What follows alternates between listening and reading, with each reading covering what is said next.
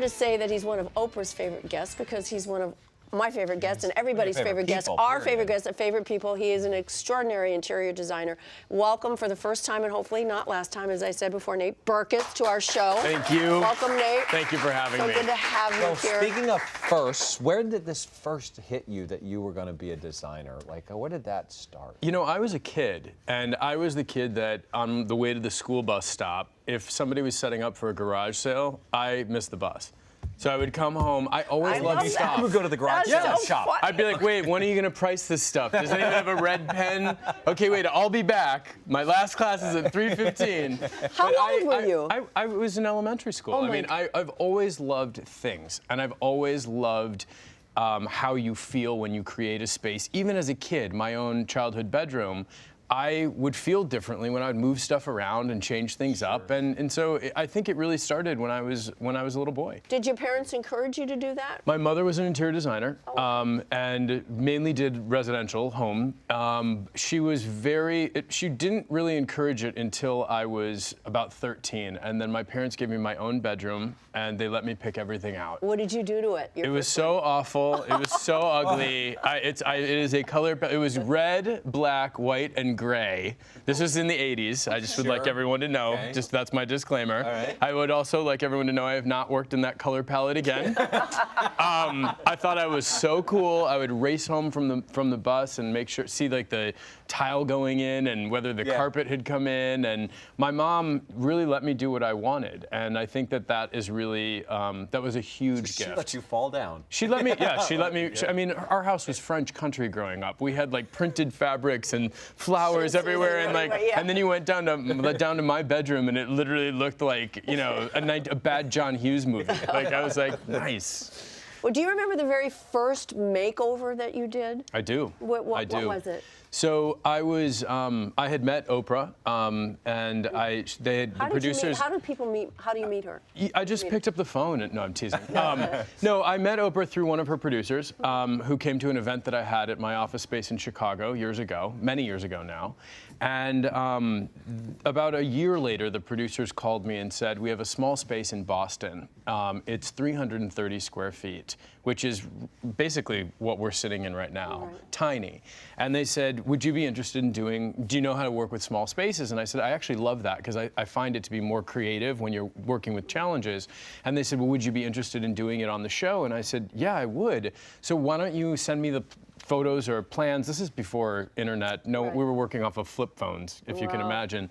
And they said, well, actually, we were thinking you could just go. And I said, well, yeah, of course. Let's look at our schedules. And they said, no, like now. No, yeah, right. Yeah. Yeah, I was like, okay, great. So I left an hour later, and we went to see the space. And Oprah didn't see it before it was finished.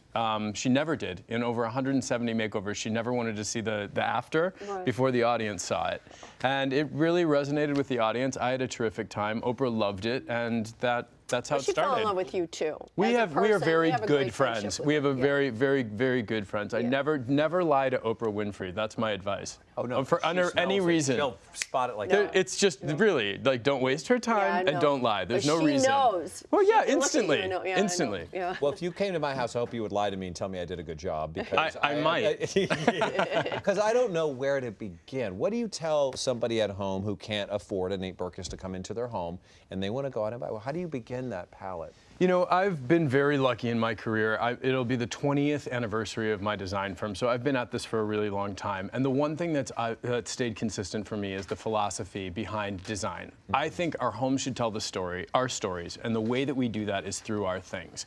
And so the truth is, I've never been a snob about where something comes from. If there's a beautiful hand-woven basket that's $3 next to a chest of drawers that's thousands of dollars, terrific. If things are made by hand, if they're beautifully crafted, they don't have to be expensive. The most important thing to ask yourself is, when you walk in your door after all this money and all of this work, do you feel at home? Do you feel comfortable? Does it feel like you work very hard? Yeah. Does it make you happy? And I think that if you can say yes at any level, then you've done a great job decorating. Right. Well, he recently redid his whole home after 10 years, and when you walked into the new space, the first time I did it, I went, It's such a great It feeling. was, and I turned to him and I said, "Good job, Mark." I mean, you just where the felt heart it, is, you know. you know? Absolutely. It's important when you find something Absolutely. like that. And I think that, what's great about that too is that that is the feeling that everybody wants. No matter who you are, how much money you have or don't have, everyone universally wants to live better. Right. And that's that feeling that when you walk into a room, it could be as simple as adding a pillow. Because if I actually can make it that space and I can save a dime, I'll do it. I'll paint course. myself. I love doing it. because I think won't. It's such a. No, he does. You could hire I him. do. It's a- But I love that process. You also are a very busy man. Because tell us about your line that you have out now. I have two collections out right now. One, I work with Target, so continually I launch new products and new ideas at Targets across the country, which is really fun for me. And I also design fabrics, which are available at Joann. And so Love Joann's I do fabrics. Too. Yeah. I do too. I love that I love place. it. I get lost in there. I do I'm like, too. why do I need this wood box? What am I doing? I don't like it. This is crazy. It's like But- going to Costco. You come out with things that you don't really Or need. Target. No, or, Yeah, or Target. Yeah, Fill the but you know cart, what I mean. people. Or Target. That's Exactly. right. Target. But you You're know, right. it's really fun for me because I find inspiration everywhere. And my friends will tease me when we'll be on a vacation in Italy. We'll be in Naples, and I'll be taking the pictures of the floor of a cathedral. And sending it back to my team saying this would be a beautiful pattern, the way the stone is inlaid, on the top of a bed or on a window panel. And my friends say, don't you just enjoy being anywhere just for the sake of being there? I'm like, no. No. It needs to be a coffee cup, people. What's wrong with you? Wake up. God, I would have liked to have been with you when you visited the Vatican and you're looking up on the ceiling. Oh, thinking, Lord. what That am I gonna do with collection's that? never launched, I will say that.